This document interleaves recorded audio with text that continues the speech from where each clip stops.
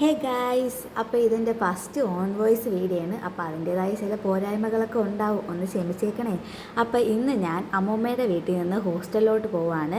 അമ്മൂമ്മയുടെ വീട് വന്നിട്ട് അച്ചൻകോവിലാണ്. അവിടെ നിന്നാണ് നമുക്ക് പോവേണ്ടത്. ആ കാണുന്ന ആനവണ്ടിയിലാണ് നമുക്ക് പോവേണ്ടത്. പിന്നെ നമ്മളെ വീഡിയോയ്ക്ക് ചെറിയ ക്ലാരിറ്റി കുറവുണ്ട്. അത് വേറൊന്നും കൊണ്ടല്ല, നമ്മൾ സൂര്യൻ ചേട്ടൻ ഇതുവരെ എണീറ്റിട്ടില്ല. മൂപ്പര് വരുമ്പോഴത്തേക്കും കുറച്ചും കൂടി ക്ലാരിറ്റി ഉണ്ടായിരിക്കും. ഞാൻ അമ്മാമ്മയോട് എൻ്റെ കഷ്ടകാലത്ത് ഇന്നലെ പറഞ്ഞു ഒന്ന് 5:30 എന്നെ വിളിക്കണേന്ന്. അമ്മാമ്മയാണെങ്കിൽ 4:30 വിളിച്ചിട്ട് പറയുക 6 മണിയായി ബസ് എടുത്തെന്ന്. ഞാൻ ചാടി പിടിച്ച് ഓടി എണീറ്റ് ഒരുങ്ങി വന്നപ്പോഴത്തേക്കും നോക്കിയപ്പോൾ കാണാൻ 5:45 ഉള്ളൂ. നിങ്ങളെ വീട്ടിലുണ്ടോ ഇതേപോലത്തെ ഒരാൾ? ബസ്സിലാണെങ്കിൽ ഒരൊറ്റ മനുഷ്യൻ കയറിയിട്ടില്ല. ഇനി ഈ ബസ് എടുക്കുന്നത് വരെ ഈ ബസ്സിന് ചുറ്റും അങ്ങോട്ടും ഇങ്ങോട്ടും തേരാ പര നടക്കും.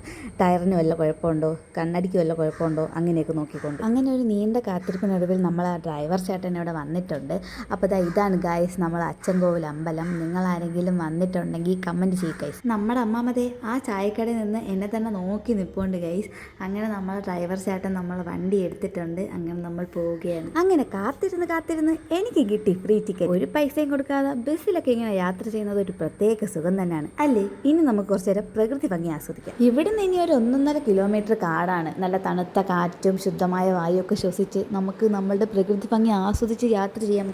അതേണ്ടടാ, നമ്മൾ ആനച്ചേട്ട ഇവിടെ എല്ലാം വൃത്തികേടാക്കിയിട്ടിരിക്കുന്നു. ഇവർക്കൊക്കെ പോയി കുടുംബത്ത് പോയി സാധിച്ചുകൂടെ? എന്താ അവിടെ ഒന്നും ബാത്റൂം ഇല്ലേ?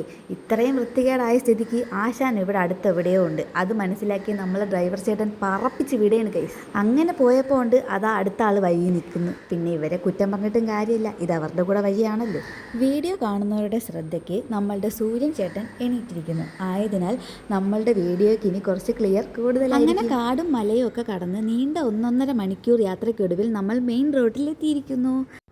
അപ്പോൾ നമ്മൾ പുനലൂർ ബസ് സ്റ്റാൻഡിൽ എത്തിയിട്ടുണ്ട്. ഇവിടെ നിന്ന് എന്നെ കൊണ്ടാക്കുന്നത് കൊച്ചിച്ചനാണ്. കൊച്ചിച്ചൻ ഇതുവരെ വന്നിട്ടില്ല. അപ്പോൾ അതുവരെ നമ്മളിവിടെ പോസ്റ്റ് ആയിരിക്കും.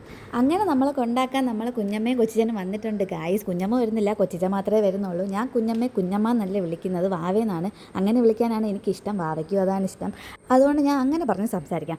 എന്നെ കണ്ട സന്തോഷത്തിൽ വാവ എനിക്കൊരു ഡയറി മിൽക്ക് വാങ്ങി തന്നു ഗായ്സ്. ഞാൻ പറഞ്ഞ് വാങ്ങിപ്പിച്ചതൊന്നും അല്ല കേട്ടോ, നിങ്ങൾ തെറ്റിദ്ധരിക്കില്ലേ. അങ്ങനെ ഞാൻ എൻ്റെ വാവയ്ക്ക് ടാറ്റിക്ക് കൊടുത്ത് അവിടെ നിന്ന് യാത്രയായി. മുട്ടായി ഒരുപാട് നേരം കൈ വെച്ചിരിക്കണം വിചാരിച്ച് ഞാൻ അതപ്പം തന്നെ കഴിച്ചു തീർത്തു. പകുതി ദൂരം എത്തിയപ്പോഴത്തേക്കും കൊച്ചിച്ച ഒരു കടയിൽ കാപ്പി കുടിക്കാൻ കയറി.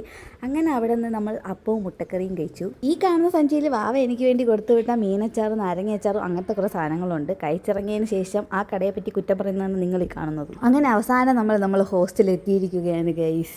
അവിടെ എത്തി കൊച്ചിച്ചൻ അവിടുത്തെ സിസ്റ്ററിനെ കണ്ട് കുറച്ചു നേരം കാര്യമൊക്കെ പറഞ്ഞിട്ട് എനിക്ക് ടാറ്റൊക്കെ തന്നിട്ട് പോയി. അങ്ങനെ അവസാനം നമ്മൾ റൂമിലെത്തിയിരിക്കുകയാണ്.